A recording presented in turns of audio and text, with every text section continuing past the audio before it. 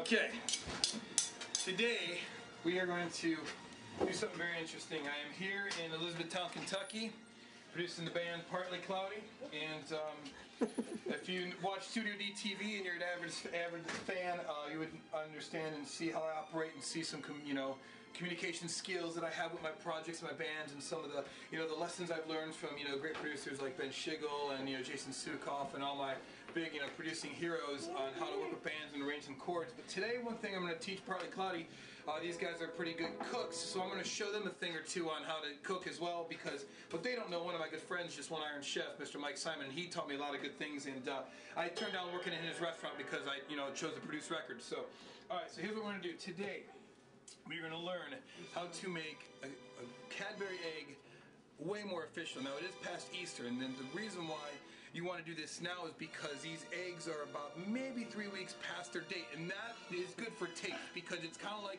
letting sauce, freeze over in the freezer and stuff like that, but this is how we work with chocolate. That's terrible for sauce. No, you put it in the freezer and then freeze it later on. It's good. Okay. Now, here's the thing. The thing you got to watch out for is a lot of things look like certain types of foods and stuff like that. I think you should have to do this in an Italian accent. My Italian accent's a little, I haven't been over in Italy for a while, so my Italian accent is a little worn off. So forget about it, all right? Forget about it. So here's what you want to do. Now, a lot of foods like, sausage and stuff like that, you can kind of cut with the wrappers on. Not this, because you don't want any of the foils to get deep into the chocolate, because that hurts. It really does. Okay, so especially if it's filling. Here's what we do. It would have been really cool. You want to wrap the egg. And you had an egg. Now,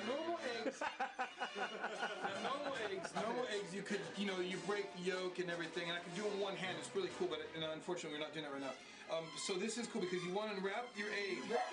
You want to roll it. You don't want to unwrap the whole thing at once. You want to unroll it so you get this close, because as you unwrap it this way, it keeps all these shapes, these lines. It keeps all those lines intact, and we're going to need that for a little bit later on, which you'll understand here in a second here. Okay. All right, we definitely need the lines, especially these ones in the middle here, and I'm going to show you why in a second. Okay, here's what we do. So wrapper's done. Now, what you do is you set your egg down. Now you notice I have two different kinds of knives, and that definitely does come into play. One with some sharper edges and one with a smoother edge. That definitely is very, very important to this procedure. You definitely need to know that. You guys taking note? Everything cool? Yes, right. Yes. Okay, here we go. Okay, now, what you want to do is you want to get, we don't even need to be by a sink. This is how good this is. You're going to spin like a drumstick, whatever you want to do. Okay, now. Oh, we didn't get that on camera. Do it again. What's that? Okay, yeah. See, this is how good I am with knives. See, all this different stuff. All right, now. Don't you have bad eyes? I do. Yes, don't stand close, Aaron. I do have bad eyes. That's coming from me. You should have been at dinner. All right, so now. He's like, man, I can't read the what you want to do before you cut your egg, you want fresh peanut butter only. Fresh peanut butter only, all right? No reduced fat? Okay.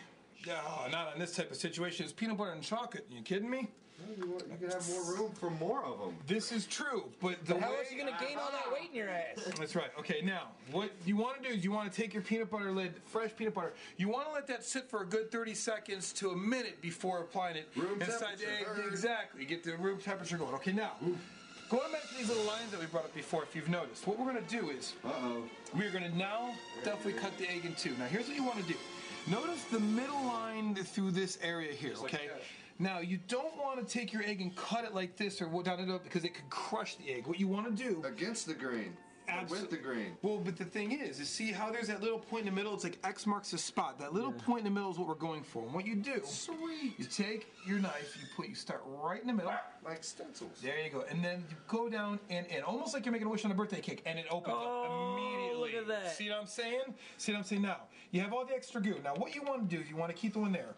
Now, as if you noticed, all the extra goo in this down here, a little part broke off, no big deal.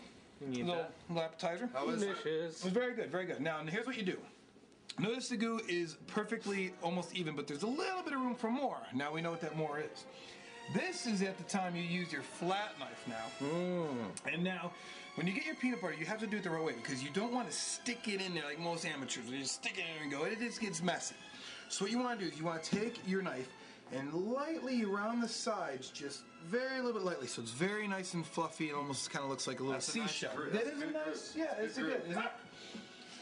Then what you do is you then take the light groove here, and maybe with about half of it, you start on one side, You go in there, and then you spread the other side out pretty evenly, so it all in mixes. the technique. It's all in the technique. Now you can do one of two things. You got to bet. You can rub it down, and then if you're and you good working like ice creams, you can get the little rift out at the top to make it. You know, if you want to do it for display, if you're having a party, presentation could be all of it. Now you want to let the ooze that would look like a tongue and some eyes. hang out. Yeah, absolutely. You can do all that. Yes, you can For the decorate kids, it for the kids. For the kids. Sometimes it has to be about the kids. You know what I mean?